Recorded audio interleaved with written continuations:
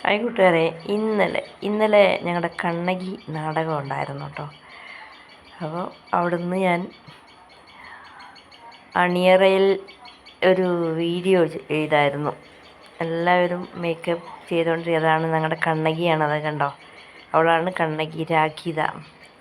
അതെല്ലാവരും അവരവരുടെ വേഷം ഭംഗിയാക്കാൻ വേണ്ടി ഒരുങ്ങി നിൽക്കുകയാണ്. അപ്പോൾ നാടകം എന്ന് പറഞ്ഞു കഴിഞ്ഞാൽ നമുക്കെല്ലാവർക്കും ഒരാവേശം തന്നെയാണല്ലേ. നമ്മളപ്പോൾ എല്ലാം മറക്കും.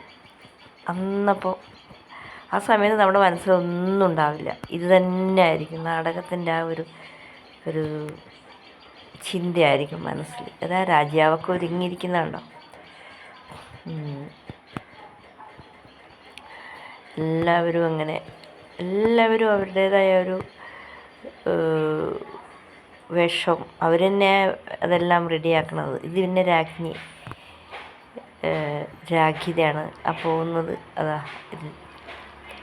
അത് തട്ടാനായി എൻ്റെ കൂടെ അഭിനയിക്കുന്നുണ്ട് ഒരാൾ. ഞാൻ തന്നെ ഒരു 11 സ്ഥലങ്ങളിൽ എത്തുന്നുണ്ട് പല വേഷത്തിലും. എനിക്ക് ഭയങ്കര ടെൻഷനായിരുന്നു, കാരണം 2, 3, 4 സീനിൽ അടുത്തടുത്ത് വരുന്നുണ്ട്. അപ്പോഴൊക്കെ ഭയങ്കര ടെൻഷനാണ്, കാരണം ഇങ്ങനെ ഷാള് മാറ്റിക്കൊണ്ടേയിരിക്കും, അല്ലാതെ നമുക്ക് ഡ്രസ്സ് ചെയ്യാൻ സമയമില്ല. അതുകൊണ്ട് നമ്മളിങ്ങനെ ഷാള് മാറ്റും, ഓരോരോ ഷാളല്ലേ തലയിൽ കുത്തുന്ന, അല്ലേ ഷാൾ എടുത്ത് കഴിഞ്ഞിട്ട് നമ്മൾ ഇങ്ങനെ കഴുത്തേക്ക് കെട്ടും. അങ്ങനെയൊക്കെ ഏതൊരു ഷാളിലാണ് ഓരോരോ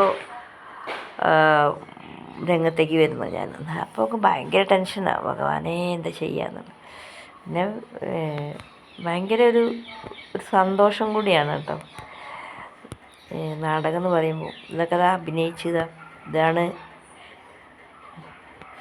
പിന്നെ ഞങ്ങൾ അവിടുന്ന് ഒരു റീൽസ് ചെയ്തായിരുന്നു, ഞാനും രാജ്ഞിയും കൂടി. ഞാൻ പിന്നെ എവിടെ പോയാലും റീൽസ് എന്ന് പറഞ്ഞാൽ ഞാനത് ചെയ്തിരിക്കും.